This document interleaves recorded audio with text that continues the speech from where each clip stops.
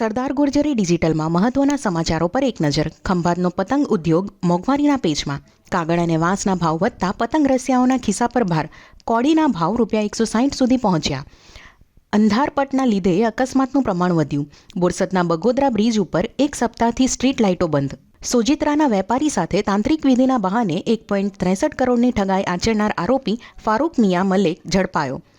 માતરમાં મિત્ર પાસેથી ગાડી લેવા ઉછીના 1 લાખ પરત પેટેનો ચેક 2 વખત રિટર્ન કેસમાં આરોપી નિઝામ મિયા શેખને 2 વર્ષની કેદ, ₹10,000 દંડ.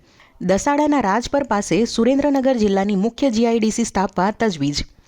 અરવલ્લી પર્વતને હટાવાશેનો વિવાદ. 90%થી વધારેનો વિસ્તાર સંરક્ષિત. 100 મીટરના ભ્રમ પર પર્યાવરણ મંત્રીએ સ્પષ્ટતા કરી. ચૂંટણી ફંડ મેળવવામાં ભાજપ મોખરે.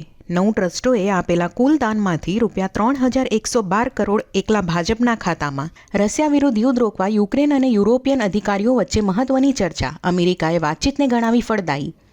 વિદેશ મંત્રી S. જયશંકરનું મોટું નિવેદન. કહ્યું 80 વર્ષ જૂની વૈશ્વિક વ્યવસ્થા હવે તૂટી રહી છે. વિશ્વ શક્તિઓ હવે સર્વવ્યાપી રહી નથી. બદલાતા વૈશ્વિક પ્રવાહોને ઓળખવા જરૂરી. ડોનાલ્ડ ટ્રમ્પ અને એપ્સ્ટાઇન મામલે ન્યાય વિભાગે કહ્યું, તસવીરમાં કોઈ પીડિત નથી. સુરક્ષાના કારણોસર દસ્તાવેજો હટાવાયા હતા.